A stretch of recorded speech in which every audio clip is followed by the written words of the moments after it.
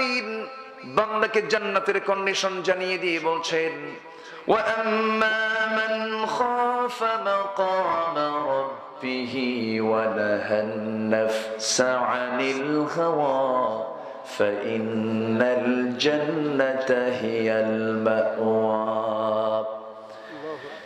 যে ব্যক্তি এই পৃথিবীতে আল্লাহ ছাড়া কাউকে ভয় করবে না এবং যে তার নফসের তাবেদারি না করে নফসের বিরুদ্ধে চলবে, প্রবৃত্তির বিরুদ্ধে অবস্থান নেবে। নফস কি ভালো কিছু চায় নাকি? নফস চায় খারাপ কিছু, চায় গাড়ি, চায় বাড়ি, চায় দুনিয়া, চায় বৈধতা অবৈধতা, সবকিছু সে নিতে চায়। নফস একরকম, রূহ একরকম, কলব একরকম। নফসের ট্রিটমেন্ট করার দরকার আছে না নাই? বলেন, আসতে বলবেন না, আছে না নাই? সেই নফসের ট্রিটমেন্ট করার জন্য দরকার কি? আসতে বলবেন না, কি দরকার? বিগত সময়গুলোতে যত মাহফিল হয়েছে এবছর তার চেয়ে মাহফিল বেশি না কম? বেশি। কোথায়?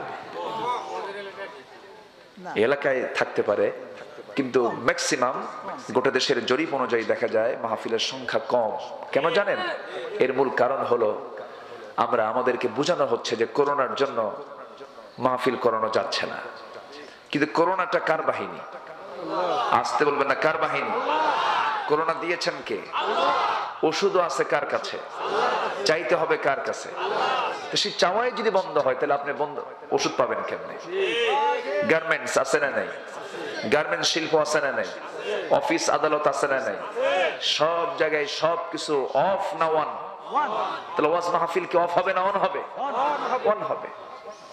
ভয় পান কেন? কোরআন তো কোনো বাবার কাহিনী না, কোরআন তো কোনো ব্যক্তির রচনা না, কোরআন তো কারো তৈরি করা কোনো কথা না। কোরআন হলো কার রচনা? আসতে বলবেন না, কার রচনা? আল্লাহর রচনা। এটা আল্লাহর দেওয়া কিতাব। পৃথিবীর সব কিছু সৃষ্টি দৃশ্যমান, সব কিছু কার সৃষ্টি? কিন্তু কোরআন কি কোনো সৃষ্টি না? পৃথিবীর যা কিছু আমরা দেখি সব একদিন নির্মূল হয়ে যাবে, শেষ হয়ে যাবে। কোরআন তো শেষ হবে না, কারণ কোরআন নাজিল করেছেন যিনি, সংরক্ষণ করবেন তিনি। জোরে বলি সুবহানাল্লাহ। আল্লাহ রাব্বুল আলামিন সেই কালামে হাকিম দিয়েছেন আমি আপনি যেন ভালোভাবে চলতে পারি, আমি আপনি যেন সুশৃঙ্খল জীবনে আসতে পারি, বিশৃঙ্খল যেন না হই, উশৃঙ্খল যেন না হই, এলোমেলো জীবন যেন না হয়। সবচেয়ে বড় পরিচয় তো আমাকে আপনাকে খুঁজে বের করতে হবে আমার রবটাকে। আসতে বলবেন না, কে? সে রবের পরিচয় দুনিয়ার অন্য কোনো কিতাবে নেই। কিতাবে আছে। কোন কিতাবে আছে? এই কিতাবে আছে। আমার আল্লাহকে আগে চিনতে হবে। আল্লাহকে চিনতে পারলে সব চেনা হয়ে যাবে। আর আল্লাহকে আমি চিনতে পারলাম না, আমি কিছুই চিনতে পারলাম না, এই পৃথিবীর কেউ তো আমার আপন না। এক্ষুনি মরে যাব, মারা যাওয়ার সঙ্গে সঙ্গে দুনিয়ার সকল সম্পর্ক মাইনাস হয়ে যাবে। যে স্ত্রী গোটা রাত ধরে অপেক্ষার প্রহর গুণের স্বামী আসবে কখন, যেই মা সন্তানের জন্য অপেক্ষায় থাকবে, আমার সন্তান চাকরিতে গেছে আসবে কখন, মুখে খাবার নেয় না, সন্তানকে আগে খাওয়াবো। ছেলের সন্তানের জন্য বাপ দিওয়ানা হয়ে যায়, ছেলের সন্তানটা আমার বাইরে পড়ে, সব সময় তাকে ফোনালাপ করে, তাকে দেখে, তার খোঁজ খবর নেয়। এমনকি সন্তানটার জন্য বাপ মা জীবন পর্যন্ত দিয়ে দেয়। যখন মরে যাব সব মাইনাস হয়ে যাবে। আমার লাশটা ঘর থেকে বের করবে টেনে টেনে হেঁচড়ে, কবর দিতে নিয়ে দেরিও করবে না, বরঞ্চ মারা গেলে পরে দেরি করে না, তাড়াহুড়ো করে। তাড়াহুড়ো করে, আমাকে কেউ আটকাবে না, আমাকে কেউ দেরি করবে না, আমাকে নিয়ে তাড়াহুড়ো করে নিয়ে যাবে কবরের দিকে। যতটুকুন কাপড় ছিল ততটুকুন কাপড়টাও খুলে ফেলবে, না খুলতে পারলে কেচি দিয়ে কেটে ফেলবে, কারণ সেলাইওয়ালা কাপড় চলবে না। মার পেট থেকে নগ্ন দেহ নিয়ে দুনিয়াতে এসেছিলাম, সাথে কিছুই ছিল না, শুধু যাওয়ার সময় থাকবে তেমনি, শুধু কয়েক খণ্ড কাপড়টা সামনে সংযুক্ত হবে, জানাজা হয়ে যাবে, সবাই দেখে দেখে চলে যাবে, কবরের দিকে নিয়ে চলে যাবে। দুনিয়ায় কত কি আমরা সাজিয়েছিলাম, হাতে কোনো কিছুই যাবে না। আমাকে কবরস্থ করা হবে, কাফন দাফন করানো হবে, স্ত্রী কাঁদবে, সর্বোচ্চ 2-3 মাস কাঁদবে। নতুন স্বামী পেয়ে যাবেন তিনি, সন্তান আমার সম্পত্তি নিয়ে গন্ডগোল শুরু করে দিবে, ভাই ভাই দ্বন্দ্ব লেগে যাবে, জমি নিয়ে মামলা চলে যাবে ফরিদপুর জজ কোর্টে। এই যে গন্ডগোল গুলো শুরু হলো, আমি দুনিয়া থেকে বিদায় নিলাম, আমার সব কিছু মাইনাস হয়ে গেল। সবাই মাইনাস হলেও মাইনাস হবেন না আমার থেকে, তিনি কে? আসতে বলবেন না তিনি কে? এই জন্য সবার আগে সম্পর্ক গড়তে হবে কার সাথে?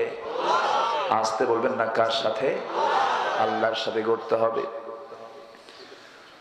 এটাই হলো চিরস্থায়ী, এটাই হলো সলিড, এটাই হলো মূল। কিন্তু মূলটার সঙ্গে আমাদের কোনো সম্পর্ক নাই। সেই মূল সম্পর্কের নাম আমার আল্লাহর নামটা আমরা মুখে নিতে অনেকে লজ্জা করি। এরকম লোক আছে না নাই? বক্তৃতার মঞ্চে কত নেতার নাম মুখে আসে, আল্লাহর নাম ভুল করেও নেয় না, আছে না নাই? বদনসিব। আপনি যতবার নেতার নাম নেন, ততবার যদি আপনি আল্লাহর নাম নিতেন, আপনার জন্য জান্নাত ওয়াজিব হয়ে যেত। আমরা কোনো ব্যক্তি পূজার জন্য দুনিয়াতে আসি নাই, আমরা কোন অন্ধ আনুগত্যের জন্য দুনিয়াতে আসি নাই, আমরা এসেছি কার আনুগত্যের জন্য? মুসাও নাই, মুসা আছেন, আল্লাহর পয়গম্বর মুসা সাহেবের নাম শুনেছেন তো? তিনি কি দুনিয়াতে আছেন? তিনি দুনিয়াতে আছেন? নাই। ফেরাউন? কে বলছে নাই? কে বলছে নাই? ফেরাউন এখন আছে না নাই? কই আছে? মিশরে। তার ছবি আছে, তার দেহ আছে, বড় দেহ আছে। তার ছবি থেকে, দেহ থেকে তো কোনো কাম হচ্ছে না। আর মুসার কিচ্ছু নাই, তার সম্মান দুনিয়া তো আকাশচম্বী, উপরে তো আছেই, ঠিক কিনা? এই জন্য আমরা স্মরণীয় থাকতে চাই পৃথিবীর কাছে না, আমরা স্মরণীয় থাকতে চাই মূলত আল্লাহর কাছে। কার কাছে থাকতে চাই? আল্লাহর কাছে। একটু কান লাগান, আকলমন্দ ইশারা ভাষা সচেতন ব্যক্তির জন্য ইঙ্গিতটাই যথেষ্ট। একটু বুঝে নেওয়ার চেষ্টা করি আমরা কোন জন অন্ধ আনুগত্যের দিকে ঠেলে নিচ্ছে নিজের জীবনটাকে। দুনিয়ার কেউ তো আমার আপন না, আমার আপন একমাত্র কে? আসতে বলবেন না কে? আল্লাহ। আল্লাহ বলছেন, বান্দারে শোনো, সকল কিছু মত পথ ছেড়ে দাও, সকল চিন্তা চেতনা তন্ত্র মন্ত্র ইজম গুলো বাদ দিয়ে একনিষ্ঠ ভাবে দাঁড়িয়ে যাও, আমার দিকে তুমি দাঁড়াও, আর বলে ফেলো, ইয়্যাকা না'বুদু ওয়া ইয়্যাকা নাস্তাঈন ইহদিনাস সিরাতাল মুস্তাকিম। জোরে বলি আল্লাহু আকবার। কি সুন্দর দোয়া! সূরা ফাতিহা পড়লি তো জান্নাত হয়ে যাবে বান্দার। জোরে বলে সুবহানাল্লাহ। সূরা ফাতিহা যদি কেউ আমল করে, জান্নাত যাওয়ার জন্য কিছুই লাগবে না। একমাত্র কেবলমাত্র শুধুমাত্র তোমারই আমরা ইবাদত করি, তোমার কাছেই চাই। আমার বন্ধুগণ, ফুল যদি কোনো গোরে কোনো কবরে যদি ফুল দেওয়া জায়েজই হতো, গোটা পৃথিবীর সমস্ত ফুল গিয়ে জমা হতো আমার নবীর কবরে, ঠিক কিনা বলে? আমরা কি যেন বুঝতে চাই, কাকে যেন কোন অদৃশ্য শক্তিকে যেন সন্তুষ্ট করতে গিয়ে আমরা ঈমান হারা হয়ে যাওয়ার চেষ্টা করি। না না, আমরা সবকিছু বিসর্জন দেব, কল্লা দেব, কিন্তু ঈমানটা আমরা দেব না। ঈমান নিয়ে আমরা থাকবো। জোরে বলি ইনশাআল্লাহ। কেমন যেন আমরা উচ্ছৃঙ্খল হয়ে যাচ্ছে দিন দিন, কেউ কাউকে সহ্য করতে পারি না। ছোট দাড়ি ফাসেক বলে ফেলি, লম্বা টুপি বলে রাজাকারি টুপি, ফাটা পাঞ্জাবি বলে ওর তাকওয়া নাই, মাথায় পাগড়ি পরানো ইমামটার তাকওয়া নাই, তার তাকওয়া কম। এরকম করে আমরা বাহ্যিক কিছু দেখে দেখে মানুষের মধ্যে দূরত্ব সৃষ্টি করে দেই। টুপি দেখে সালাম দেয় এমন লোক আছে না নাই বলেন? আমার পাঁচ কল্যের সঙ্গে যদি টুপি মিলে যায় সালাম দেব, না হলে সালাম দেব না।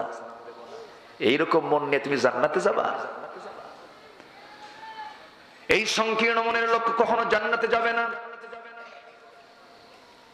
আমাদের সবার পরিচয় কিন্তু কোনো দল নয়, নির্দিষ্ট কোনো দল আমার আপনার পরিচয় নয়। আমার আপনার সবার পরিচয় হলো আমরা এক জাতি, আমরা হলাম মুসলমান। জয় বলি সুবহানাল্লাহ। চরমনাই মুসলমান, হেফাজত মুসলমান। আমরা যারা এখানে বসে আছি আমরা সবাই কি? সবাই মুসলমান। আওয়ামী লীগের লোকে যারা আছেন, বিএনপির লোকেরা যারা আছেন, জাতীয় পার্টির লোকেরা যারা আছেন, যখন লিখতে যান ধর্মের নাম কি, আমরা কি লিখি? ধর্মের নাম কি?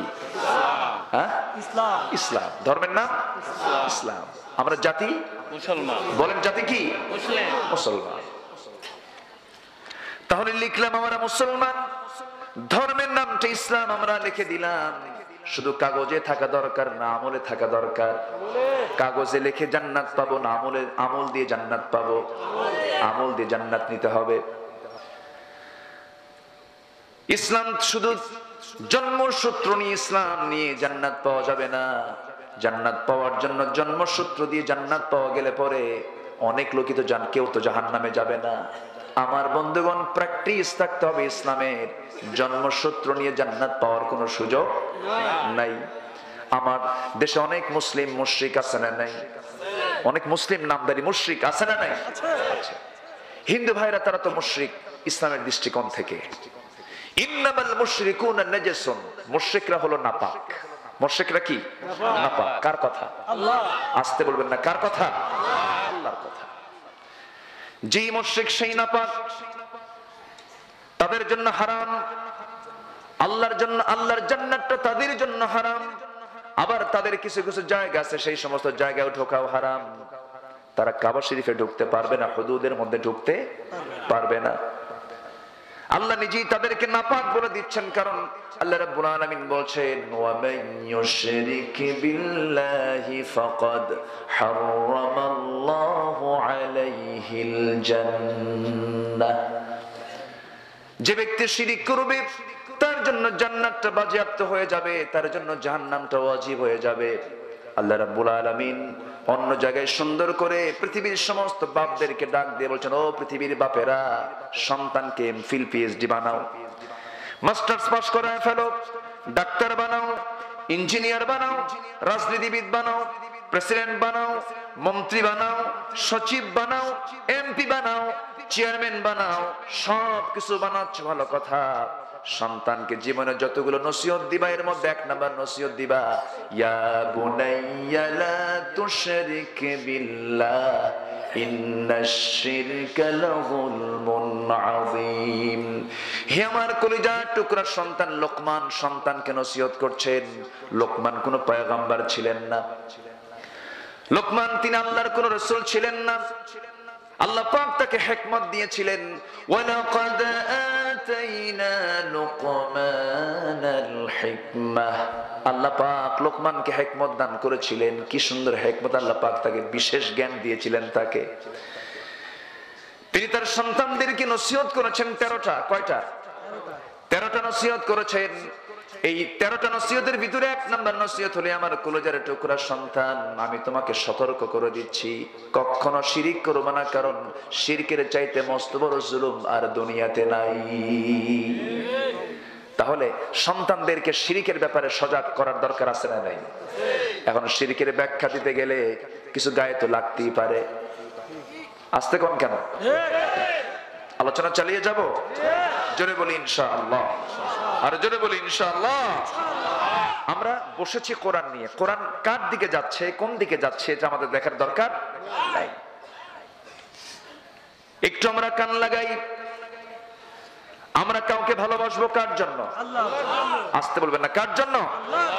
কারোর সঙ্গে শত্রুতা করব কার জন্য? কাউকে দেব কার জন্য? কাউকে দেওয়াটা বন্ধ করব কার জন্য? ফাকাদ ইসতাকমালাল ঈমান। তার ঈমানটাই পরিপূর্ণ সার্টিফিকেট দিয়েছেন মুহাম্মদ সাল্লাল্লাহু আলাইহি ওয়াসাল্লাম। আমার ভাইয়েরা, সম্পর্ক হবে আল্লাহর উদ্দেশ্যে, সম্পর্ক ছিন্ন হবে আল্লাহর উদ্দেশ্যে। দুনিয়ার সমস্ত কাজ কারবার হবে কার সন্তুষ্টির জন্য বলে? কারোর সঙ্গে ভ্রাতৃত্ব তৈরি করবো আমরা কার জন্য? আল্লাহর জন্য আমরা ভ্রাতৃত্ব তৈরি করব। তবে হ্যাঁ, আল্লাহ পাক শত্রুতা দেখতে চান না ভ্রাতৃত্ব দেখতে চান? কি শত্রুতা না ভাই ভাই? আমরা সবাই কি বলেন? আমরা সবাই কি ভাই ভাই? কিন্তু জজ কোর্টে মামলা আছে না নাই? আলহামদুলিল্লাহ, ভালো। আমরা সবাই ভাই ভাই, কিন্তু জজ কোর্টে মামলা ঠিকই আছে।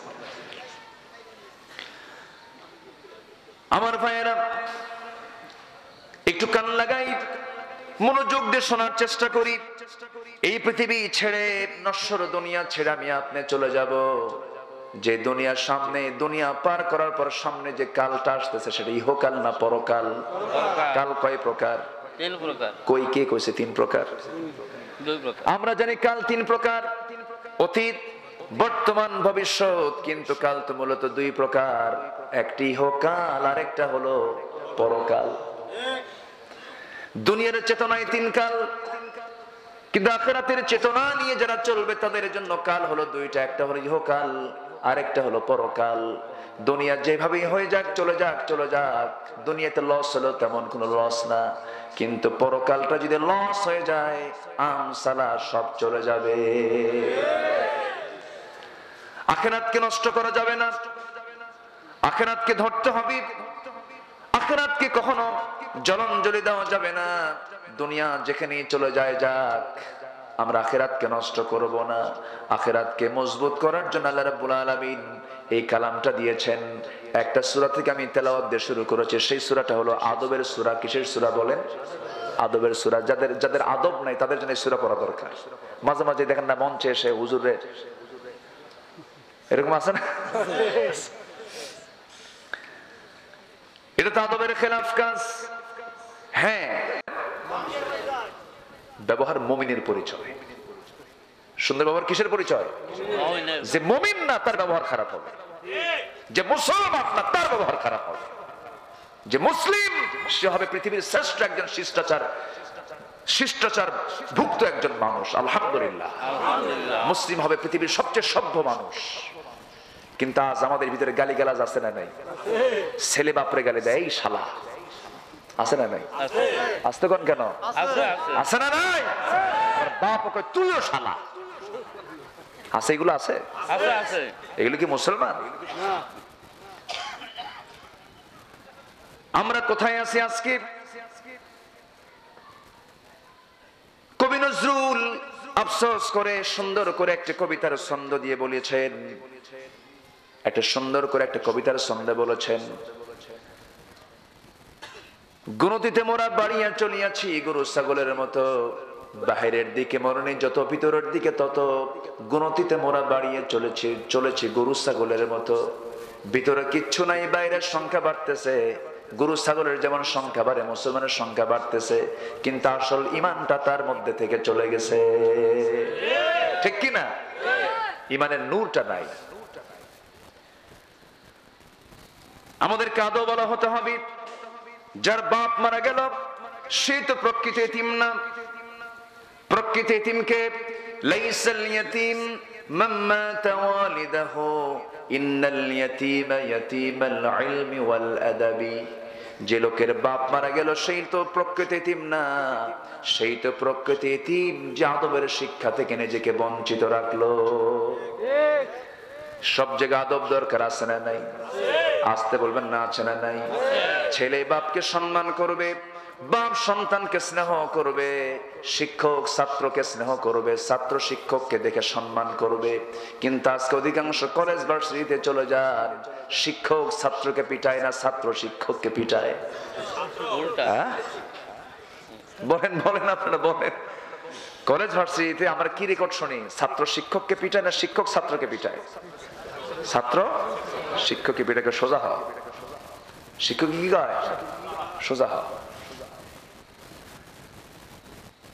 তাহলে শিক্ষাই জাতির মেরুদণ্ড বলছি আমরা, কিন্তু শিক্ষার সামনে সু লাগাতে হবে।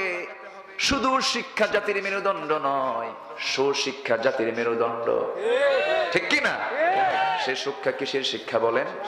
কোরআনের শিক্ষা।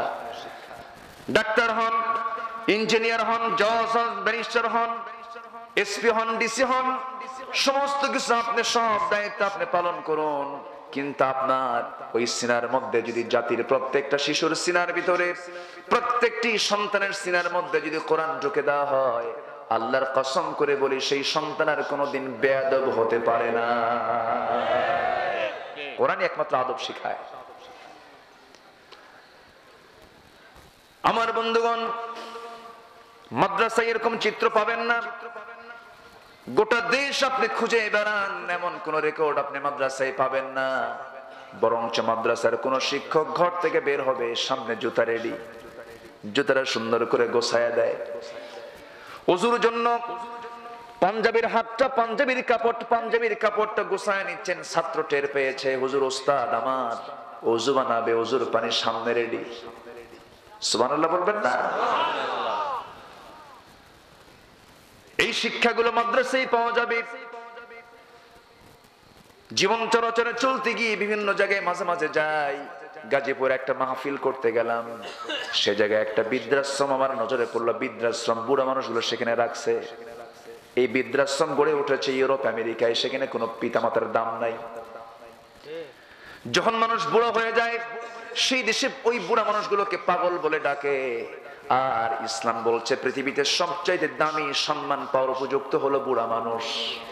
জোরে বলে সুবহানাল্লাহ। বাপ মাকে দেখতে হবে ইয়াং কালে না বুড়া কালে? বলেন বলেন। ইয়াং কালে দেখবে কেমনে? কারণ বাবা যখন ইয়াং তখন সন্তান শিশু। তখন সন্তান কি? শিশু। বাপ যখন ইয়াং সন্তান তখন শিশু। আবার বাপ যখন বুড়া, মা যখন বুড়া, সন্তান তখন ইয়াং। ইয়াং অবস্থায় বাবার দায়িত্ব সন্তানকে দেখা, আর বাপ মা যখন বুড়া হয়ে যাবে তখন সন্তানের দায়িত্ব বাপ মাকে দেখা। এই দেখাটা সুন্নাত না ফরজ? আসতে বলুন, সুন্নাত না ফরজ? ফরজ। ইসলাম এত সুন্দর করে সবকিছু বলে দিয়েছি। বৃদ্ধাশ্রমে গিয়ে দেখলাম অনেক বুড়া বুড়ি মানুষগুলো সেই জায়গায় দিনের পর দিন কাটাচ্ছে, রাতের পর রাত কাটাচ্ছে, প্রচন্ড শীত কষ্টের মধ্যে সময়গুলো পার হচ্ছে। এক বুড়ো চাচাকে সামনে আস্তে করে বসায়া দিয়ে বললাম, চাচা কেমন আছেন? মিষ্টি ভরা একটা হাসি দিয়ে বলছে, বাবা খুব ভালো আছি। আপনার ছেলের সন্তান কয়টা? তিনটা ছেলে সন্তান। তারা কোথায় আছে? বাবা খুব ব্যস্ত, দেশের বাইরে তারা আছে। দেশের বাইরে তারা চাকরি করে। সে সন্তানগুলো কি? সন্তানগুলো সব পিএইচডি হোল্ডার, সবগুলো উচ্চ শিক্ষিত। আপনাকে দেখে না, আপনার খোঁজ খবর নেয় না, আপনাকে নিয়েও তো যেতে পারে। কে বাবা ওদের টাইম নাই, সময় নেই, খুব ব্যস্ত, আমাকে এই জায়গায় রেখে গেছে। আপনি কি খুশি নাকি? হ্যাঁ, এরপর আমি খুশি। বাবার কলিজা ছোট না বড়? আসতে বলেন, ছোট না বড়? বাপ মার কলিজা তো বড়। অধিকাংশ বাপ মা সন্তানের দোষগুলোকে আড়াল করে ফেলে। সন্তান হাজার দোষ করলে বলে আমার সন্তান কোনো দোষ করে নাই। সন্তানগুলোকে বাপ মা এত মহব্বত করে, সেই সন্তানগুলো বাপ মাকে ভুলে যায়। আছে না নাই বলেন? আছে। এই শিক্ষাগুলো যদি আজকে কোরআন থেকে পেত, আজকে বাপ মা বুড়াকালে এমন অবহেলিত অবস্থায় থাকতো না। আমার ভাইয়েরা, আজকে সামাজিক অবস্থানটা এত নিচের দিকে চলে গেছে, কেউ কাউকে দাম দেয় না, কেউ কাউকে পাত্তা দেয় না। বুড়ো মানুষকে দেখলে ছোটরা মহব্বত করে না, সম্মান দিয়ে কথা বলে না। সমাজে উচ্ছৃঙ্খল যুবকের পরিমাণ কমছে না বাড়ছে? আসতে কমছে না বাড়ছে? বাড়ছে। কথাই বলা যায় না, একদম ফায়ার হয়ে থাকে। কারণ ফায়ার হবে না কেন? সারাদিন খেলে হলো ফ্রি ফায়ার। কি খেলে? Free fire. আছে না ফ্রি ফায়ার? এগুলো শয়তানের কাম। এগুলো কার কাম? এগুলো কি কথা বলার দরকার আছে? আমার এগুলো বলার দরকার আছে? চেয়ারম্যান সাহেব তো মনে মনে বলতেছে, হুজুর ভালো করে এগুলো ওয়াজ করেন, এগুলো বিচার করতে করতে আমার কাম সারা।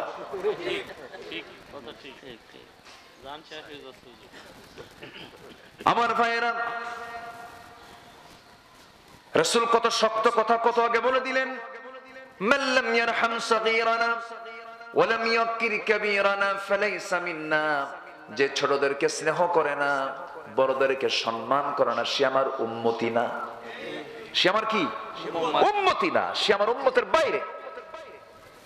সেই স্নেহ, সেই শ্রদ্ধা আজকে আছে? আজকে আছে? কোরআন থেকে মঞ্চে কোরআনের আলোচনা হচ্ছে, কোরআনের কথা বলা হচ্ছে, সেই মঞ্চে এসে তুমি হামলা করো, তুমি আলেমকে ঘাড় মটকা দিতে চাও, তোমার হাত এত লম্বা হয়নি, ঠিক কিনা? উচিত ছিল এই সমস্ত নরাধমদেরকে ধরে থাপ্পড়ে প্রতিষ্ঠতা ভেঙে ফেলে দেওয়া। আজকে আলেমকে থাপড়াচ্ছে, আপনাকে থাপড়াবেন, আপনাকে কালকে থাপ্পড় দেবেন, এটার গ্যারান্টি কোথায়? বেদবের কোন স্থান পৃথিবীতে থাকতে পারে না। যে বেদব তার সঙ্গে কোনোদিন তার সাথে কোনোদিন সুসম্পর্ক থাকতে পারে না। অনেক কাফের আছে ভদ্র, আছে না? নাই? অনেক মুশরিক আছে ভদ্র, আছে না? আছে। অনেক হিন্দু ভাইরা আছে না এরকম? অনেক ভদ্র, নরম, লেনদেন ভালো, আচার আচরণ ভালো। আর কিছু মুসলিম আছে দেখে মনে হয় আবু জেহেল, আছে না? নাই? মানুষ হতে হবে। কি হতে হবে? মানুষ। মানুষের মতো মানুষ হতে হবে। সূরা হুজরাতে এজন্য ধরলাম। আজকে তো অনেকগুলো চ্যানেল চলে এসেছে, আমার কাছে মনে হচ্ছে ভ্রাতৃত্ব নিয়ে কিছু কথা বলা দরকার, উদার হওয়া দরকার। আমাদের সবাইকে একটা প্ল্যাটফর্মে আসা দরকার, আছে না? নাই বলেন? আছে। গোল টুপি, লম্বা টুপি, নেটের টুপি, যে টুপি হোক না কেন, এগুলো আগে দেখবো না, আমরা দেখবো মুসলমান। আমরা কি দেখবো? কেউ পীরের মুরিদ, সমস্যা নাই। কেউ মুখ দল করে করেন, কোন সমস্যা নাই। কিন্তু একটা কথা জেনে রাখতে হবে, যে কাজটা করলে পরে জাহান্নাম যেতে হবে, সেই কাজটা আমার আপনার করা যাবে না, করা যাবে না। আমার বন্ধুগণ, জাতির আগে সভ্য হওয়া দরকার। একটা জাতির চরিত্র ফুটে উঠবে তার আচরণের মধ্য দিয়া। আমার বন্ধুগণ, ইউরোপ, আমেরিকা ইসলাম নাই, কিন্তু তাদের মধ্যে কিছু আদব আখলাক আছে। আমি গিয়েছি, অনেক দেশে গিয়েছি, কিন্তু আমার দেশে এমন আদব আখলাক, সম্পত্তির নিরাপত্তা এমন। বাজারে গেছেন সাইকেল নিয়ে, সাইকেল এই জায়গায় থুয়ে শুধু এই দিকে তাকাবেন, সাইকেল নাই। আমরা মুসলমান তো, তাই না? এরপরে মসজিদে গেছি, জুতা বাইরে রাখার কোনো কায়দা নাই। মালদ্বীপে অনেকদিন আগে, ছোট্ট একটা দেশ মালদ্বীপ, কয়েকশো দ্বীপ মিলে একটা দেশ মালদ্বীপ, কয়েক লাখ মানুষ বসবাস করে। ছোট্ট একটা দেশে বেড়াতে গেলাম, সাথে একজন মন্ত্রী, সে দেশের একজন মন্ত্রী ছিলেন। ভিতরে ঢুকবো আমি, মসজিদে নামাজ পড়বো, মাগরিবের নামাজ। মন্ত্রী মহোদয় তিনি আমার সঙ্গে ছিলেন। আমি যখন মসজিদে ঢুকবো, আমি জুতাটা নিয়ে ভিতরে ঢুকতে চাচ্ছি। আমার দেশে তো একটা অভ্যাস হয়ে গেছে এটা, জুতা যখন হাতে নিচ্ছে আমার, আপনি কেন, আপনি জুতা হাতে নিচ্ছেন, জুতাও কি নামাজ পড়বে নাকি? আমি আস্তে করে জুতা রেখে দিলাম। কিন্তু আমার দেশে জুতা রেখে মসজিদে যাবেন, নামাজের কোনো মনোযোগী থাকবে না, জুতা আছে তো, ঠিক কিনা? আমরা কি স্বাধীন নাকি বলেন? যে দেশে একটা জুতার নিরাপত্তা নাই, সেই দেশে আমরা কেমন স্বাধীন হলাম? জুতা পর্যন্ত থাকে না। তায়েফে মাহফিলে গিয়েছি, সৌদি আরবের। যেই তায়েফে রাসূল মার খেয়েছেন, সেই তায়েফের একটা নগরীতে এক জায়গায় মাহফিল ছিল। মসজিদে নামাজ পড়তে গেলাম, পরে শুনলাম মসজিদে একজন মুসল্লির জুতা নাই। জুতা চোর ধরা পড়লো। সেই জুতা চোরটা হলো মেড ইন বাংলাদেশ। হ্যাঁ, কন কন আমরা কেমন মানুষ। কোন অফিসে যাবেন, অফিসের ফাইল নড়ে না। বিদ্যুৎ অফিস যান, জ্বালানি অফিস যান, যে অফিসেই যান আপনি যখন ফাইলটা নিয়ে যখন সিগনেচার অপেক্ষায় থাকবেন, স্যার আপনি সিগনেচার করে দেন, সিগনেচার করে না। একদিন দুদিন চলে যায়, সিগনেচার করলেই ফাইলটার কাজ শুরু হয়ে যায়, করে না। 3 দিন 4 দিন চলে যায়, করে না। আপনার ফাইলের পরে 10 দিন পরে একজন ফাইল নিয়ে আসছে, আপনার ফাইল নিচেই পড়ে আছে। কি যেন একটা বরকত দিয়ে দিল, বিদ্যুৎ গতি ফাইল চলে গেছে আগে। আছে না নাই?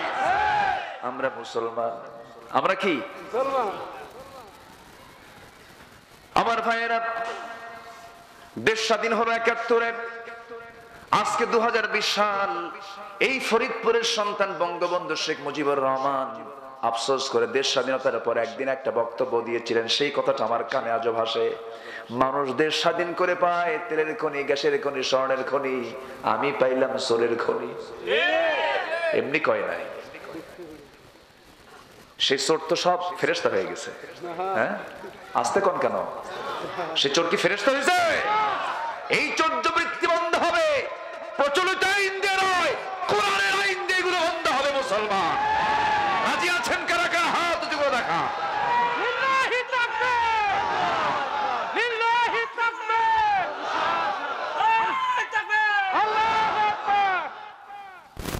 চুরি করলে তার বিধান ইসলামে আছে না নাই?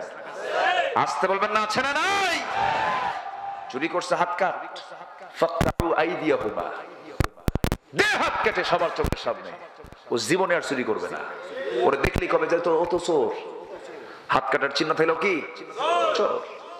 জেনা করছে অবিবাহিত কোন যুবক, শহরের সব মানুষ ডাক ডেকে সামনে 100টা পিটা, 100 দৌড়া, মিয়াতে জলদা, 100 দৌড়া মারে দাও।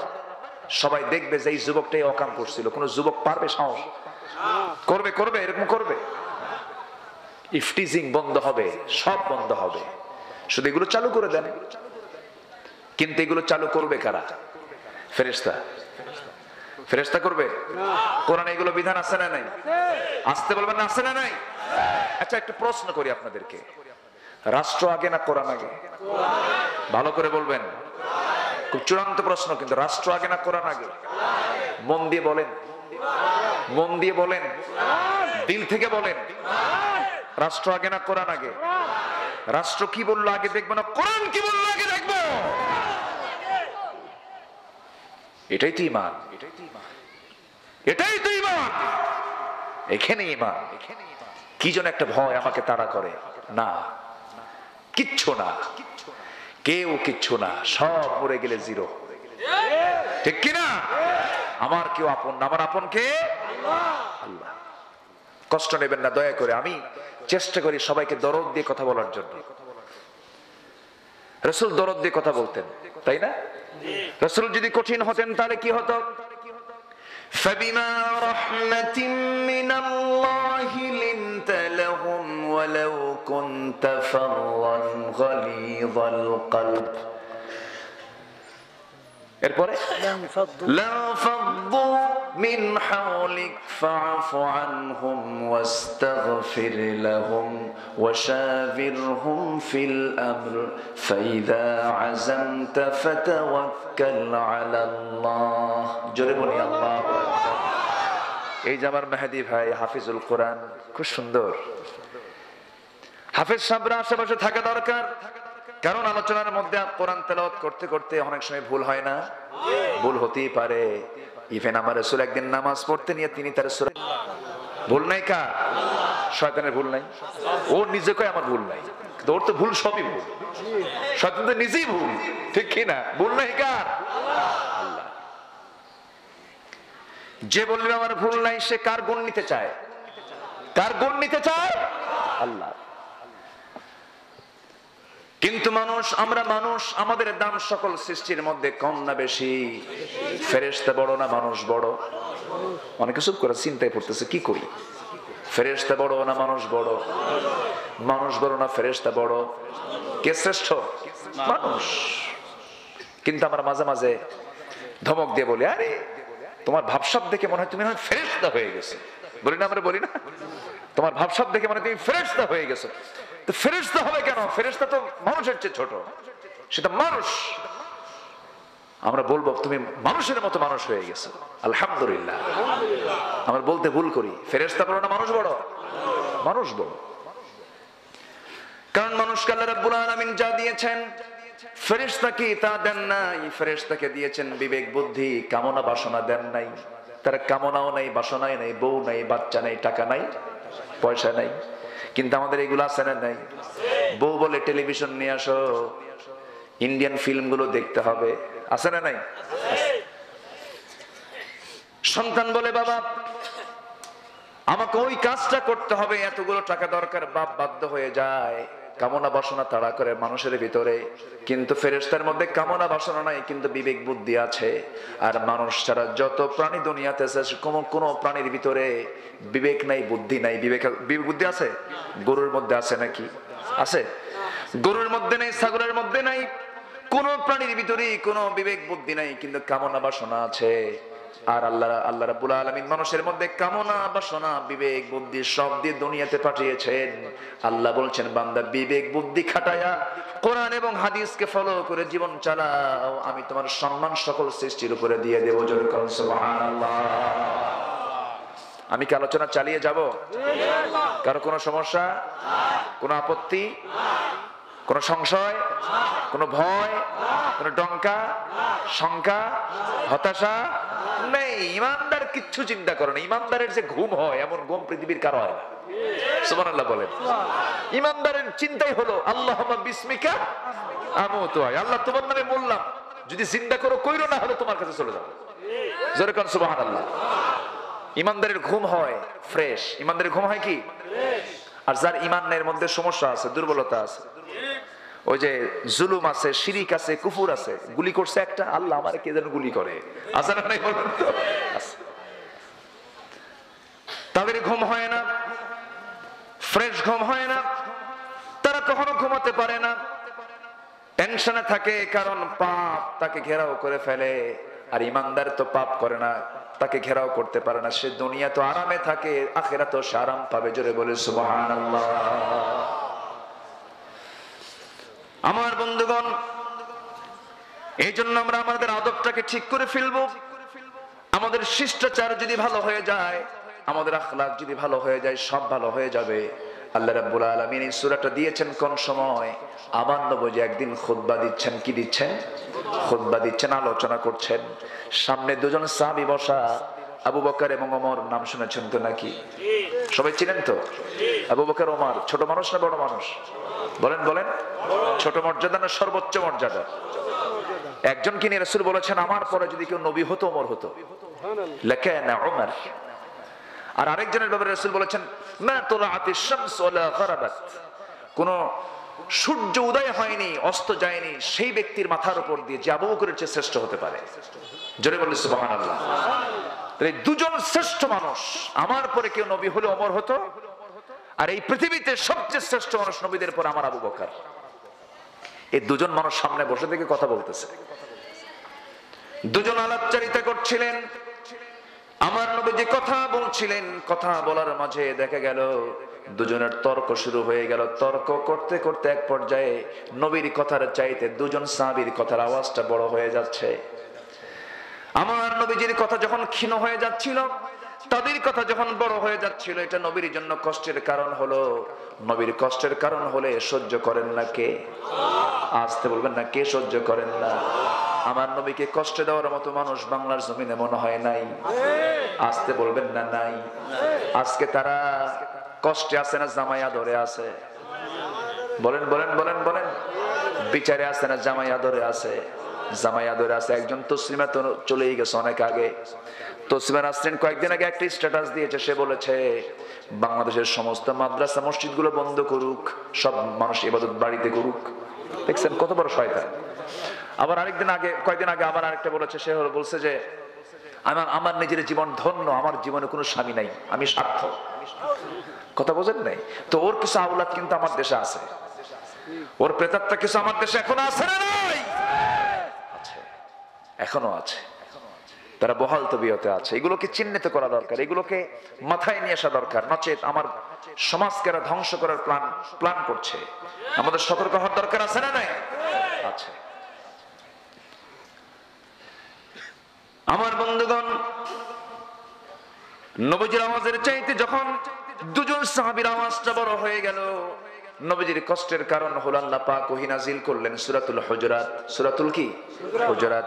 আল্লাহ রাব্বুল আলামিন সুন্দর করে ঈমানদারকে ডাক দিয়ে বলছেন, ইয়া আইয়ুহাল্লাযীনা আমানু লা তারফাউ আসওয়াতাকুম ফাওকা সাওতিন নবী ওয়া লা তাজহারু লাহু বিল কওলি কাজহরি বা'দিকুম লিবা'দিন أن تحبط أعمالكم وأنتم لا تشعرون জোরে বলি আল্লাহু আকবার।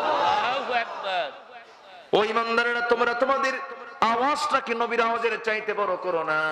নবী এখন নাই, কিন্তু হুকুম এখন আছে না নাই বলেন? আস্তে কোন কেন, হুকুম এখন আছে না নাই?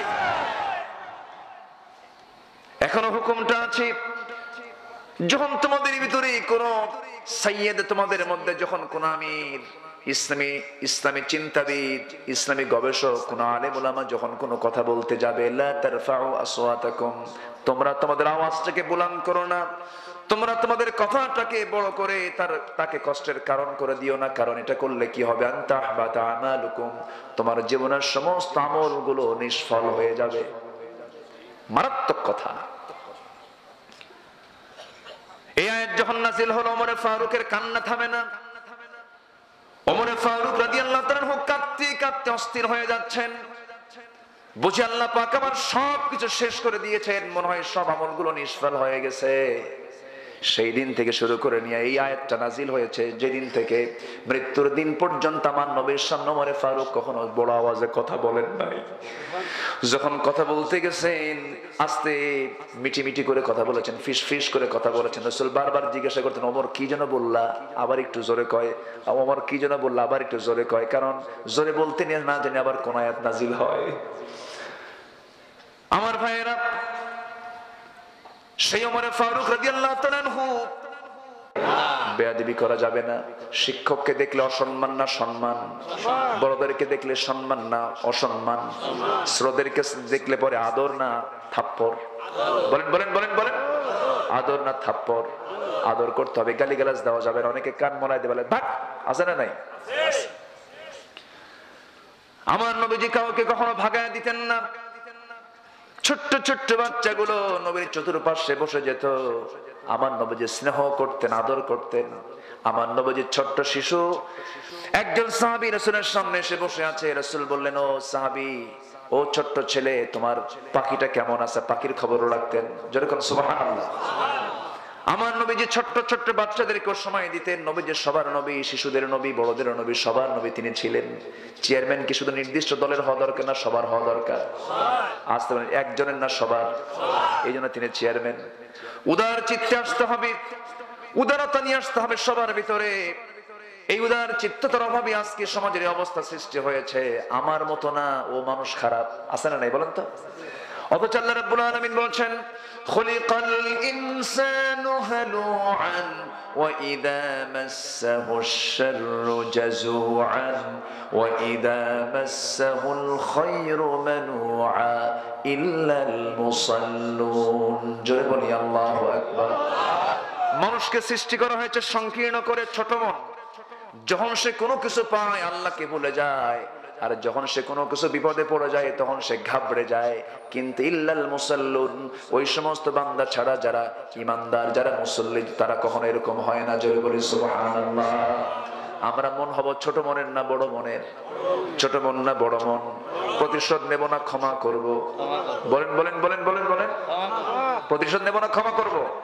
আল্লাহ রাব্বুল আলামিন বলছেন, الذين ينفقون في السراء والضراء والكاظمين الغيظ والعافين عن الناس والله يحب المحسنين। জোরে বলি আল্লাহু আকবার। যারা ক্রোধকে সংবরণ করে, ওয়াল আফিনা আনিন নাস, এবং মানুষকে যারা মাফ করে দেয়, আল্লাহ ওই সমস্ত মুহসিন বান্দাদেরকে খুব ভালোবাসেন। আমার দেশ আবাদ হয় হিংসার আবাদ না মানবতার আবাদ? বলেন বলেন বলেন বলেন বলেন। আমার দেশ আবাদ হয় প্রতিশোধের আবাদ না ক্ষমার আবাদ? কিসের বলেন? হোক সে 50 বছর আগের, প্রতিশোধ নিয়ে দাও, ঠিক কিনা? প্রতিশোধ নিতেই হবে আমাকে। এনিওয়ে আমি খায়া ফেলাবো সব, আছে না নাই? কিন্তু সে তো প্রকৃত বীর নয়। যে বীর বীরত্ব দেখাতে গিয়ে সে কাউকে ক্ষমা করলো না, সে প্রতিশোধ নিয়ে ফেলে, সে তো বড় বীর নয়। বরঞ্চ সেই লোকটাই বড় বীর যার ক্ষমতা থাকার পরও সে তাকে মাফ করে দিতে পারলো। যেরকম সুবহানাল্লাহ। আরো জোরে বলুন সুবহানাল্লাহ। আমরা প্রতিশোধ নেব না ক্ষমা করব? ক্ষমা করব। ক্ষমা করবেন কে? আসতে বলুন, ক্ষমা করবেন কে? আমি ক্ষমা করব, আমাকে ক্ষমা করবেন কে? আমি প্রতিশোধ নেব, আল্লাহ আমার ব্যাপারে শক্ত হবেন, এতে কোনো সন্দেহ? আমার ভাইয়েরা একটু কান লাগান, একটু মনোযোগ দিয়ে শোনার চেষ্টা করি। একটা কথা বলে গ্রামের মানুষ, বাঘের আড়ি হলো 6 মাস, মানুষের আড়ি সারা জীবন। বলে না? এরকম কথা আছে নাকি এলাকায়? আছে নাকি? মানুষের আড়ি মানে মানুষের গন্ডগোল সারা জীবন, আর বাঘের গন্ডগোল 6 মাস। এরকম কথা আছে নাকি এলাকায়? জানি না। এটা কিন্তু রং কথা, এটা কোনো কথাই নয়। মানুষ কখনো প্রতিশোধ পরায়ণ হবে না যতক্ষণ না পর্যন্ত মানুষের মধ্যে ক্ষমার নীতি না আসবে, ততক্ষণ পর্যন্ত সমাজ স্থিতিশীল হতে পারে না। ঠিক কি না? আমরা মাফ করে দেব কার জন্য? আল্লাহর জন্য। রাসূল কখনো প্রতিশোধ নিয়েছেন? যখন রাসূল মক্কা থেকে মদিনা আসলেন, তিনি কি দিনে এসেছেন না রাতে এসেছেন? বলেন। সবাইকে বলে না লুকোচুরি করে? বিশ্বনবী তার বিশ্ব আসন থেকে ঘর থেকে বের হচ্ছেন, কেউ জানে না, একাকী। দেশ ছাড়া করে দিল যারা, রাসূলকে মেয়েরা ক্ষমা করেছেন। তুমি কোন নবীর উম্মত? তোমার ভিতরে নবীর সেই সুন্নাত নাই, তুমি নবীর উম্মত হতে পারো না। ঠিক কি না? আমার নবীজি যখন ঘর থেকে বের হচ্ছেন, দু চোখের কোনা বেয়ে বেয়ে নদীর মতো পানি পড়তেছে, প্রবাহিত নদীর মতো গড়ে গড়ে পানি পড়তেছে। নবীজির কান্না থামে না, নবীজি অঝরে ঝরায় কাঁদতেছেন। কেন কাঁদবেন না? কারণ কাবার দিকে তাকালে কলিজা ঠান্ডা হয়ে যায়।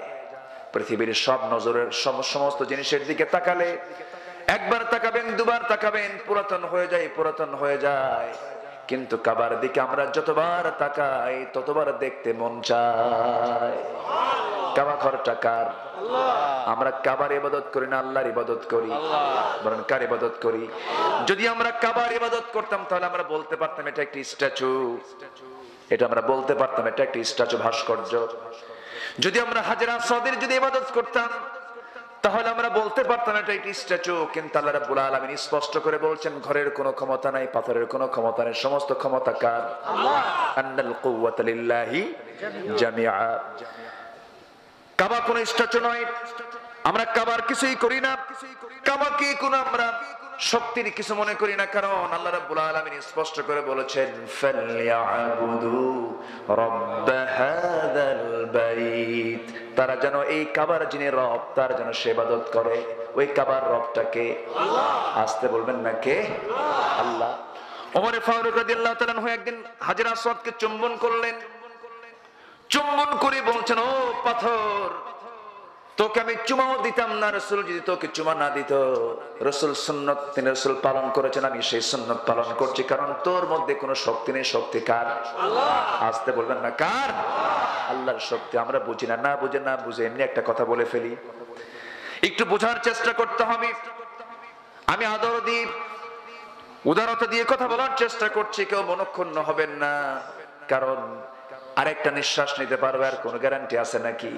কখন দুনিয়া থেকে বিদায় নেব আমরা কেউ বলতে পারবো না। একটু কান লাগাই, মনোযোগ দিয়ে শোনার চেষ্টা করি। এই জন্য আমরা শত্রুতা তৈরি করব না ভ্রাতৃত্ব তৈরি করব? বলেন বলেন বলেন বলেন। শত্রুতা না ভ্রাতৃত্ব? ভ্রাতৃত্ব তৈরি করতে হবে। নামাজে যখন আমরা দাঁড়াই একা একা পড়লে সওয়াব বেশি না জামাতে পড়লে সওয়াব বেশি? বলেন বলেন বলেন। একা পড়লে 1 গুণ, জামাতে পড়লে বলেন কত গুণ?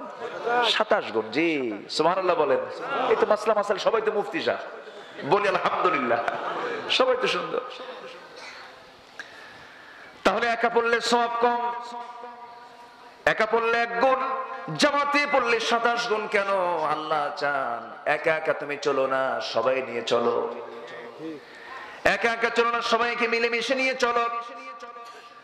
এই জন্য আল্লাহ রাব্বুল আলামিন নামাজটা জামাতবদ্ধ করেছেন, হজটাকে জামাতবদ্ধ করেছেন। হজের মতো গুরুত্বপূর্ণ ইবাদত যদি কেউ একা যায়, হজ হবে নাকি? হবে? হজ হবে? হবে না। নামাজের মতো ইবাদত আপনি একা আদায় করলেন যতটুকু সওয়াব পাবেন তার চেয়ে বেশি সওয়াব হলো জামাতে নামাজ পড়া। আর জামাতের গুরুত্ব এত বেশি, রাসূল বলেছেন যদি কোনো বাড়িতে প্রাপ্তবয়স্ক যুবক থাকার পরও, প্রাপ্তবয়স্ক মুমিন থাকার পরও যদি সে মসজিদে না আসে, আমার মন চায় সেই বাড়িতে আমি রাসূল নিজে যা আগুন ধরায়া দেই। চিন্তা করেন, আমি সেই বাড়িতে আগুন ধরায়া দেই। বাড়িতে যদি অবলা সে নারী শিশু না থাকতো, আমি আগুন ধরায়া দিতাম। জামাতের গুরুত্ব আছে না নাই? এর মধ্যে ভ্রাতৃত্বের গন্ধ আছে না নাই? ভ্রাতৃত্বের গন্ধটাও আছে। আমার বন্ধুগণ, সেই ভ্রাতৃত্ব তৈরি করতে হবে। আল্লাহ রাব্বুল আলামিন সুন্দর করে বলছেন, ইন্নামাল মুমিনুনা ইখওয়া ফাসলিহু বাইনা আখাওয়াইকুম ওয়াত্তাকুল্লাহ লাআল্লাকুম তুরহামুন। জোরে বলি আল্লাহু আকবার। আমি কি শেষ করে দেব? আলোচনা চালিয়ে যাব? জোরে বলি ইনশাআল্লাহ। খুব ভালো মানুষ আপনারা, আমি এত মজা পাচ্ছি আজকে আপনাদের এই চাঁদ মাখা মুখ দেখে আমার কলিজা ভরে গেছে। আলহামদুলিল্লাহ। গতকালকের মাহফিলে এর চাইতে ছিল আরো 200 গুণ মানুষ বেশি। হাজার হাজার মানুষের ঢল নেমেছিল, কিন্তু যতটুকু আমি মানে আত্মিক তৃপ্তি পেয়েছি আজকের এই যদিও সীমিত আকারের মাহফিলটা, কিন্তু এর চাইতে আমি বেশি কেমন যেন একটা বরকত পাচ্ছি আজকে। বলি আলহামদুলিল্লাহ, জোরে বলি আলহামদুলিল্লাহ। আমি আলোচনা চালিয়ে যাব? সবাই শুনতে রাজি আছেন তো? জোরে বলি ইনশাআল্লাহ। সবচেয়ে বেশি খুশি কি জানেন? শুধু আপনাদেরকে আজকে পাই নাই, আপনাদের প্রতিনিধিকেও পেয়েছি। চেয়ারম্যান মহোদয় বসে আছেন, তারপর অনেকেই বসে আছেন। সবার থাকার দরকার, ঠিক কিনা বলো? আমরা চেয়ারম্যান সাহেবের কিছু কথাও শুনেছি, খুব অত্যন্ত নির্দেশনামূলক কিছু কিছু কথা তিনি বলেছেন, তার দায়িত্ব থেকে তিনি বলেছেন। আল্লাহ তুমি তাকে কবুল করো দ্বীনের জন্য, কোরআনের জন্য। আল্লাহ তুমি তাকে দাড়িওয়ালা বানাও। ঠিক আছে না? হয়ে যাবে ইনশাআল্লাহ। জোরে বলি ইনশাআল্লাহ। মঞ্চে মোটামুটি আমরা সবাই দাড়িওয়ালা ছিলাম, শুধু একজন ভাই তিনি একটু বাদ পড়েছেন। হয়ে যাবে, হয়ে যাবে না ইনশাআল্লাহ? অনেকে আবার বলে হুজুর বিয়ে শাদী করে নি এরপরে, আবার কেউ বলে হুজুর বইয়ের তো অনুমতি নাই। এরকম কিছু লোক আছে না? আছে। দাঁড়িয়ে রাখতে হবে কার ইশারায়? রাসূল করেছেন, আমাকে এটা রাখতে হবে, ব্যাস। কাউকে বলার না বলার এখানে প্রশ্ন নেই।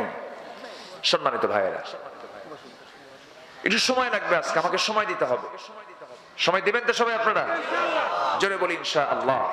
এলাকার নাম কি? না, থানার নাম কি? আলফাডাঙ্গা। এরপরে তার মধ্যে আবার চরডাঙ্গা, ওইদিকে আছে আলমডাঙ্গা, আছে না? চুয়াডাঙ্গা, নদীডাঙ্গা, ঢেউডাঙ্গা, এখানে চরডাঙ্গা। ডাঙ্গা ফুরাচ্ছে না, খুব সুন্দর। সম্মানিত ভাইয়েরা, আল্লাহ চান মুমিনরা ভ্রাতৃত্বের বন্ধনে আবদ্ধ হোক। ফাসলিহু, সূরা হুজরাতের মধ্যে আল্লাহ পাক 10টা কাজ করতে বলেছেন। কয়টা কাজ শুনবো না আমরা? একটা একটা করে শুনে যাব। জোরে বলি ইনশাআল্লাহ। কয়টা কাজ? 10টা কাজ আমরা শুনে যাব পর্যায়ক্রমে। আল্লাহ পাক বলছেন এর মধ্যে 1 নম্বর হলো ফাসলিহু, তোমরা কি করো? সংশোধন হয়ে যাও। কি হয়ে যাও? সংশোধন হয়ে যাও। ফাসলিহু, তোমরা নিজেকে সংশোধন করে ফেলো, নিজেকে চেঞ্জ করে ফেলো। যদি কারো কোনো দোষ দেখো, প্রকাশ্যে বলো না তাকে একা একা বলো? বলেন বলেন বলেন। প্রকাশ্যে না তাকে আড়ালে ডেকে বলো? কিন্তু আমরা ফেসবুকে দিয়ে দিই। কি কোথায় দিয়ে দিই? ফেসবুকে। ফেসবুক যে কিছু কিছু মানুষ এত নোংরামি করে, ফেসবুক হয়ে গেছে এখন গীবতের আড্ডাখানা। ঠিক কিনা? বাজে সময় নষ্ট হয় এই ফেসবুকের মধ্য দিয়া। ফেসবুকে আপনি যাবেন, আমি তো আর নাজায়েজ বলতে পারবো না, প্রয়োজন আছে, ব্যবহার করতে হবে। কিন্তু চাকু আপনি কাটবেন, আপনি চাকু দিয়ে কাটবেন হচ্ছেন ফলমূল, সেই চাকু যদি ছোট বাচ্চার হাতে দিয়ে দেন, সে কাটবে কি? কি কাটবে? হাত কাটবে।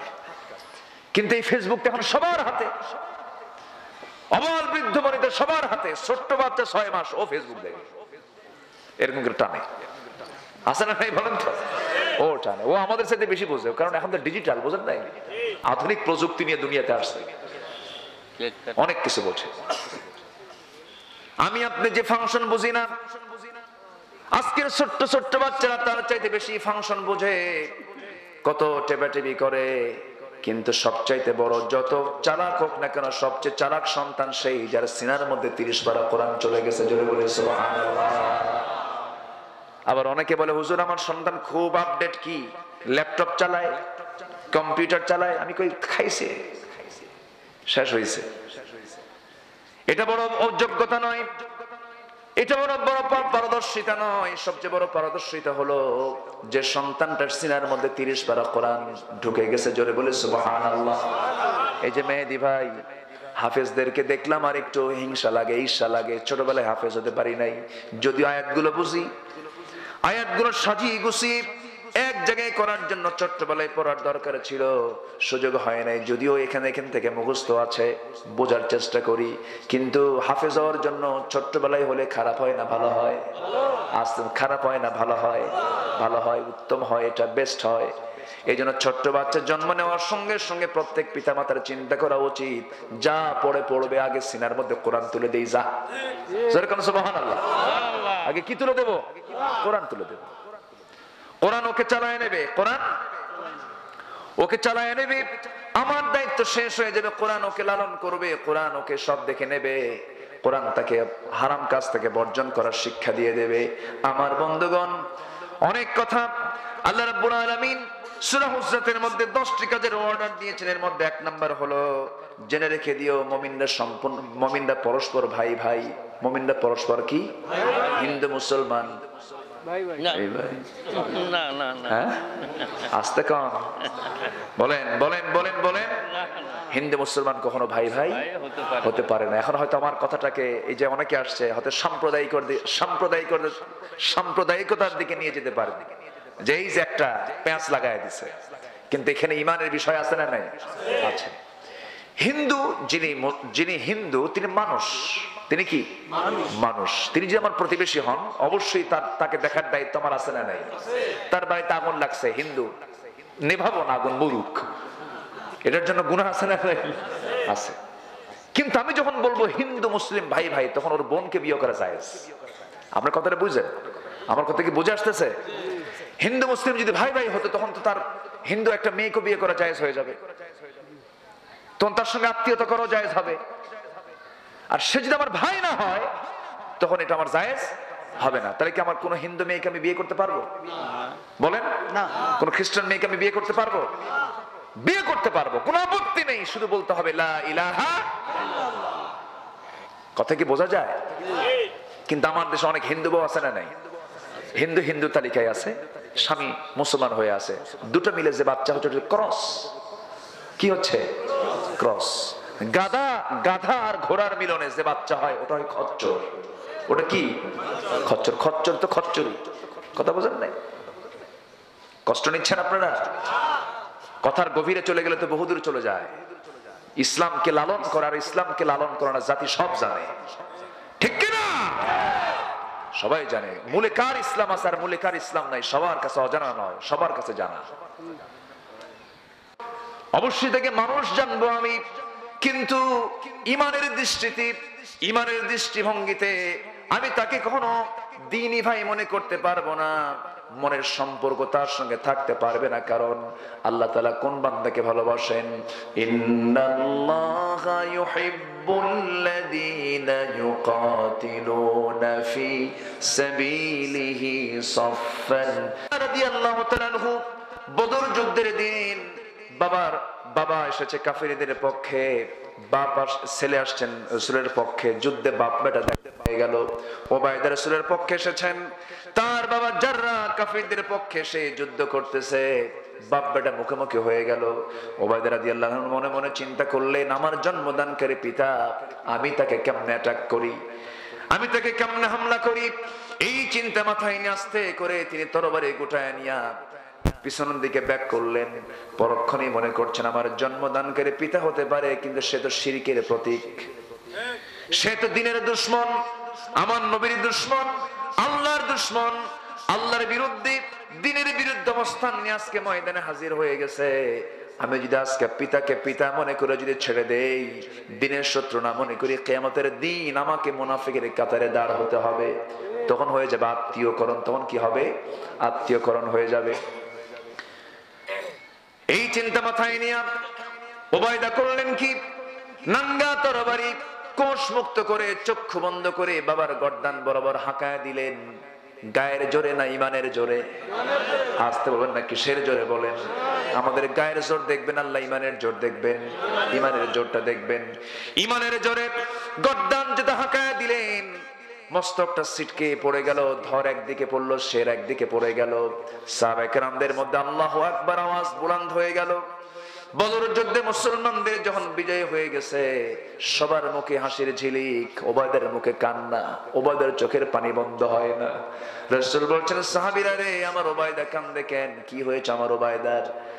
সাহাবীরা বলছেন, ইয়া রাসূলুল্লাহ, যুদ্ধের প্রান্তরে তার বাবা যাররা দুনিয়া থেকে বিদায় নিয়েছে, পিতার বিরহে সে কান্নাকাটি করছে। রাসূল বলেন, হারে কে তোমরা আমার প্রিয় সাহাবী ওবায়দার বাপকে মেরেছো? কি একটা ভুল করেছো, তোমার মারছো কেন? নবীজির মধ্যে দয়া মায়া কম না বেশি? বেশি। এইভাবে বলে ফেললেন। সঙ্গে সঙ্গে বলছেন, হুজুর আমরা তো মারি নাই, ওবায়দা নিজে নিজের বাপকে দুনিয়া থেকে বিদায় করে দিয়েছে। আমার নবীজি হাত দুইটা আগায় দিয়ে বলছেন, ওবায়দা আমার বুকের মধ্যে চলে আয়, আজকে যে কাজটা করেছিস সত্যি সত্যি তুই আল্লাহ এবং রাসূলকে তোর জীবনের চাইতে বেশি ভালোবাসিস, সবার চাইতে বেশি ভালোবাসিস, তার বড় প্রমাণ আজকে দেখায় দিল ওবায়দা। আজকে তোর এই ভূমিকার জন্য আল্লাহর জান্নাত তোর জন্য আল্লাহ রাব্বুল আলামিন ওয়াজিব করে দিয়েছেন। জোরে বলুন সুবহানাল্লাহ। ভ্রাতৃত্ব হবে কার জন্য? আসতে বলবেন না, ভ্রাতৃত্ব হবে কার জন্য?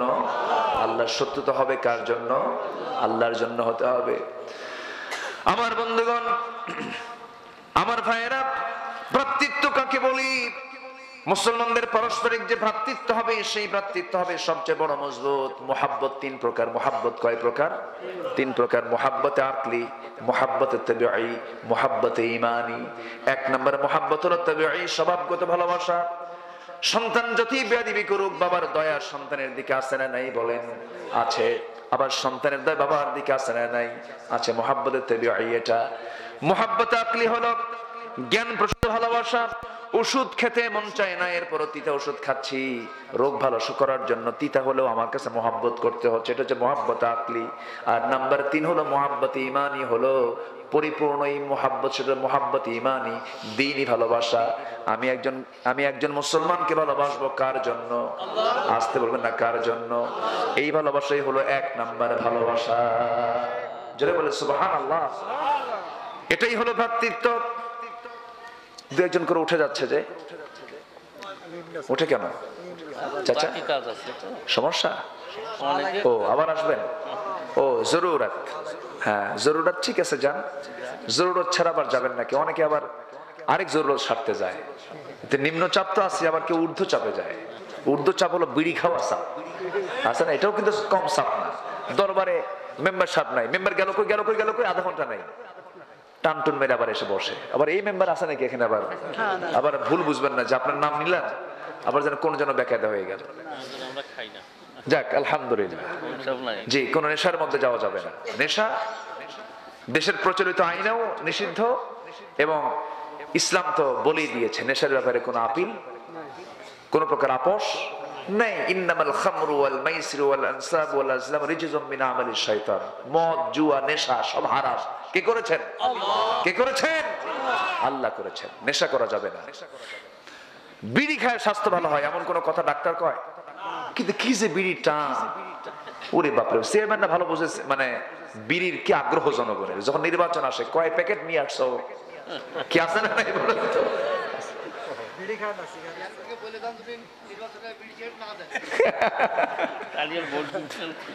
হায় রে হায়, কি বিড়ির টান, কি মহাব্বত।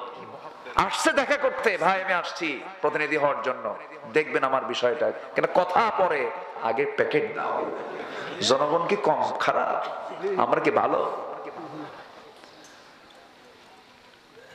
যা ধুয়া উড়ে শেষ হয়ে যায়, পুড়ে ছাই হয়ে যায়, কি দরকার?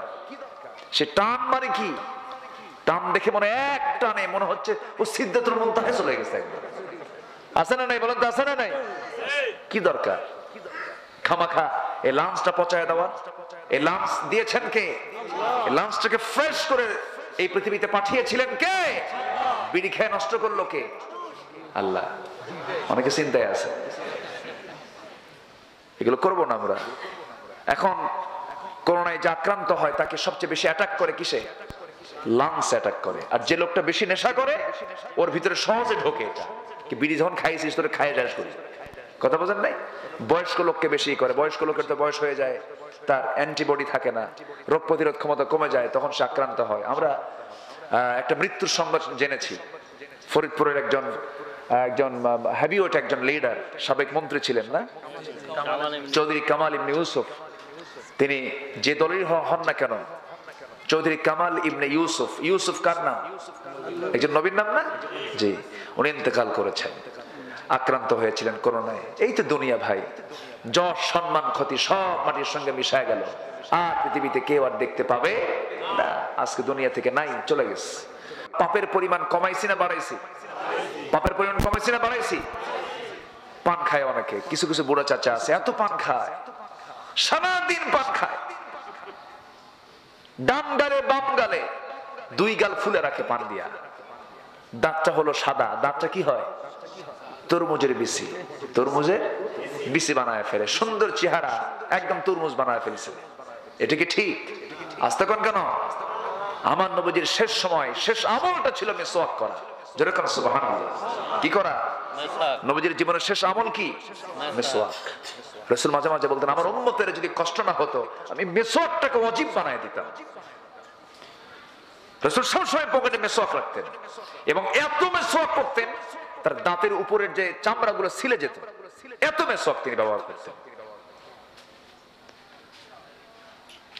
আমার নবীজি এত পরিমাণ মিসওয়াক ব্যবহার করতেন, নবীজি যখন দুনিয়া থেকে বিদায় নেবেন, বিদায় লগন যখন চলে এলো, রাসূল বাঁচবেন না, মুমূর্ষ অবস্থা কাতরাচ্ছিলেন। আয়েশা বর্ণিত হাদিস, রাসূল মারা যাবেন এমন সময় রাসূল আমার ঘরের ভিতরে ঢুকলেন।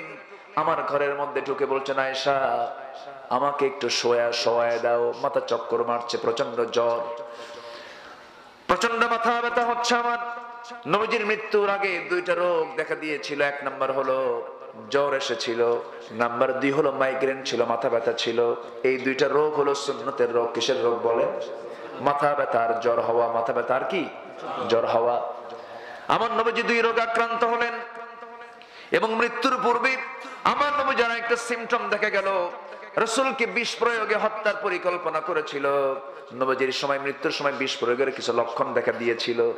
রাসূল যখন অসুস্থ অবস্থায় শুয়ে পড়লেন, আম্মা জান আয়েশা বলেন, নবীজি আমার কাছে বালিশ চাইলেন না। নবীজি বলছেন, আয়েশা তোমার উরুটা বিছায়া দাও। আমি আমার উরুটা বিছায়া দিলাম। নবীজি আমার উরুতে শুয়ে থাকলেন। শুয়ে থাকতে থাকতে হঠাৎ করে আযান হয়ে গেল। রাসূল বলছেন, আয়েশা আমার বেলাল তো আযান দিচ্ছে, আমি তো বেলালের সামনে নাই, বেলাল তো কাঁদতেছে, আমি চেষ্টা করি দেখি তো জামাতে নামাজ পড়া যায় নাকি। আমার নবীজি গায়ের শক্তি খাটায় দিয়া যখন তিনি উঠে দাঁড়াতে চাইলেন, মাথা চক্কর মেরে পড়ে গেলেন। বলছেন, আয়েশা আমার বুঝি আর জামাতে নামাজ পড়ার কিসমতে নাই, আমি আর জামাতে নামাজ পড়তে পারবো না। আয়েশা তুমি আমার মুসাল্লার ভিতরে তোমার বাবা আবু বকরকে দাঁড় হতে বলো, সেজন্য আমার দায়িত্ব পালন করে নাই। রাসূল বুঝায় দিচ্ছেন, আমার পরবর্তী খেলাফতের দায়িত্ব পালন করবে, যে নামাজের নেতৃত্ব দেবে সে রাষ্ট্রের নেতৃত্ব দেবে। যেরকম সুবহানাল্লাহ। এখন নেতৃত্ব কি মসজিদ থেকে না মাঠ থেকে? বলেন বলেন বলেন বলেন। আর রাসূল নেতৃত্ব তৈরি করেছেন বাইরে থেকে না মসজিদ থেকে? মসজিদ থেকে। আমার নবীজি ইশারা দিয়ে দিলেন, আমার আবু বকরকে নামাজের জন্য দায়িত্ব দিয়ে দাও। বলা হলো, হযরত আবু বকর নামাজে দাঁড়ায় গেলেন। যখন নামাজ শুরু হয়ে যাবে, সাহাবীদের মধ্যে কান্নার রোল পড়ে গেছে। সারা জীবন নামাজ পড়েছেন যারা নবীর পিছনে, আজকে আবু বকরের পিছনে ইমাম চেঞ্জ হয়ে গেছে। সাহাবীরা কান্দে, নামাজ শুরু হয়ে গেছে। রাসূল বলছেন, আয়েশা আমি একটু দেখতে চাই আমার সাহাবীরা কেমন করে নামাজ পড়ে, আমাকে একটু ধরো তো। ধরে নিয়ে যাওয়া হলো। জানালার ফাঁকা দিয়ে উকি মেরে আমার নবীজি আয়েশার পিঠে ভর দিয়ে দিয়ে নামাজের দৃশ্যগুলো দেখতেছেন। আর চোখের কোনা বেয়ে বেয়ে টপ টপ করে পানি পড়ে। নবীজির চোখের পানিগুলো আয়েশা সিদ্দিকে হাত দিয়ে মুছে মুছে দেন আর বলেন, হুজুর আপনি কাঁদেন কেন? সাহাবীরা তো নামাজ পড়ে, এটা তো আনন্দের বিষয়। রাসূল বলছেন, আয়েশা মানুষের কান্না 2 প্রকার। এক কান্না হলো অতি দুঃখের কান্না, আরেকটা হলো চরম আনন্দের কান্না। আজকে আমি কাঁদতেছি আমার চরম আনন্দে, কারণ এই নামাজ আজকে রাষ্ট্রীয় পর্যায়ে কায়েম হয়ে গেছে। এই নামাজ কায়েম করতে গিয়ে আমাকে তায়েফের মানুষ মারতে মারতে রক্তাক্ত করে দিয়েছে। এই নামাজ কায়েম করতে গিয়ে আমাকে উহুদের ময়দানে দাঁত ভেঙে দিয়েছে। এই নামাজ কায়েম করতে গিয়ে আমাকে মক্কা থেকে বিতাড়িত হতে হয়েছে। এই নামাজ আজকে রাষ্ট্রীয় পর্যায়ে কায়েম হয়ে গেছে, এই জন্য আমি চরম আনন্দে আমি কাঁদতেছি। আয়েশা আমাকে ধরে নিয়ে যাও। আমার নবীজি তাকে ধরে নিয়ে আবার শোয়া দিলেন। নবীজি বলছেন, আয়েশা আমার কলিজার টুকরা ফাতিমাটা কোথায়? ফাতিমাকে ডাক দাও। ফাতিমাকে ডাক দাও হলো, সামনে এসে হাজির হলেন। নবীজির চোখে ফাতিমার চোখ পড়ে গেল। নবীজিও কান্দে, ফাতিমাও কান্দেন। ফাতিমার স্বভাব আর নবীজির স্বভাব ছিল একরকম। জোরে বলে সুবহানাল্লাহ। নবীজির চেহারা এবং ফাতিমার চেহারা ছিল একরকম, দেখে মনে হতো বাপ বেটি, সুন্দর মানুষ ছিলেন। ফাতিমা রাদিয়াল্লাহু তাআলা আনহা নবীর চেহারার দিকে তাকায় কান্না থামাতে পারেন না। রাসূল মারা যাচ্ছেন। রাসূল বলছেন, ফাতিমা তোর চোখের পানি আমার দারুণ শেল বেঁধে যায়, তুই এদিকে আয়। আস্তে করে পাশে বসায় দিলেন। নবীজি কানের মধ্যে মুখ ঢোকাইয়া বললেন, ফাতিমা কেঁদো না, দুনিয়াতেও কাছে, কবরও তুমি আমার কাছে থাকবা, তুমি কান্না করো না রে ফাতিমা। ফাতিমা হঠাৎ করে হেসে ফেললেন। ফাতিমা রাদিয়াল্লাহু তাআলা হাসি দেখি আয়েশা সিদ্দিকে বুঝতে পারলেন, মনে হয় ফাতিমাকে এমন কিছু কথা বলা হয়েছে যার জন্য সে হেসে ফেলেছে। আস্তে করে নবীর সামনে থেকে আস্তে করে তিনি বিদায় নিলেন। বিদায় নিয়ে সামনে দরজায় দাঁড়ানো, ভয়ে থরথর করে কাঁপতেছেন। ফাতিমা দরজা লাগায় দিচ্ছেন। রাসূল বলছেন, ফাতিমা ভয়ে দরজা লাগাও কেন? আব্বা বাইরে যেন কি দাঁড়ানো। সেই দিন মালাকুল মউত ফাতিমার সামনে একটু দৃশ্যমান হয়েছিলেন। নবীজি বলছেন, ফাতিমা তুমি কাকে দেখতেছো জানি না, তোমার আশেপাশে মালাকুল মউত ঘোরাফেরা করতেছে, কারণ আমার জানটা কবজ হয়ে যাবে, সাকরাতুল মউতের লক্ষণ চলে আসছে। ফাতিমা দরজা বন্ধ করে লাভ নাই, মৃত্যু যখন চলে আসবে মালাকুল মউত সামনে হাজির হয়ে যাবে। ফাতিমা দরজা খুলে রাখো। ফাতিমাকে বিদায় দিয়ে দিলেন। ফাতিমাকে বিদায় দিয়া দরজার সামনে মালাকুল মউত হাজির হয়ে যাচ্ছে। এমন সময় ফাতিমা রাদিয়াল্লাহু তাআলা আনহার বিদায়ের পর আমার নবী আয়েশা সিদ্দিকাকে আস্তে করে ডাক দিয়ে বলছেন, আয়েশা আমার মুখটা কেমন যেন দুর্গন্ধ মনে হচ্ছে, মালাকুল মউত তো চলে আসবে, একটা মেসওয়াক দাও তো। কি দাও? মেসওয়াক দাও। মৃত্যুর সময় তিনি পরিচ্ছন্নতা তিনি বন্ধ করেন নাই। বললেন, আয়েশা একটা মেসওয়াক দাও। মেসওয়াক তিনি পাবেন কোথায়? তিনি উঠলেন, রাসূল কষ্ট পাবেন। ভাই বড় ভাই আব্দুর রহমান ইবনে আবু বকরকে ডাক দিয়ে বলছেন, ভাই আব্দুর রহমান একটা মেসওয়াক এনে দেন তো। মেসওয়াক এনে দেওয়া হলো। আম্মা জান আয়েশা সেই মেসওয়াকটাকে কি করলেন? শক্ত মনে করে, শক্ত দাঁতে 18 বছর বয়সে আয়েশা চাবায়া চাবায়া নরম করে দিয়া নবীর মুখের মধ্যে দিয়ে দিলেন। আমার নবী মেসওয়াক শুরু করার আগে ওই মেসওয়াকের আগে লাগানো থুতুগুলো রাসূল চুষে চুষে পান করছেন আর মুস্কি মুস্কি হাসি মেরে বলছেন, আয়েশা তোমার হক আদায় করার একটু চেষ্টা করলাম, সুবহানাল্লাহ, তোমাকে খুশি করার চেষ্টা করলাম। এরপরে মেসওয়াক শুরু করলেন। মেসওয়াক শুরু করে মেসওয়াক সম্পন্ন করলেন। মুখটা পরিষ্কার হয়ে গেল, কারণ দুর্গন্ধের সঙ্গে ফেরেশতার কোনো সম্পর্ক নাই। আমার নবী মেসওয়াক সম্পন্ন করলেন। এরপরে বলছেন, আয়েশা একটা কথা তোমাকে বলে যাই, আমি তোমাকে জানায়া যাচ্ছি, আমার মৃত্যুর পূর্বে আমার সর্বশেষ হাদিস একটা জিনিস রেখে দিও, জানিয়ে দিও সবাইকে, আমার উম্মতরা যেন কখনো 5 ওয়াক্ত নামাজ না ছেড়ে দেয়। জোরে বলি সুবহানাল্লাহ।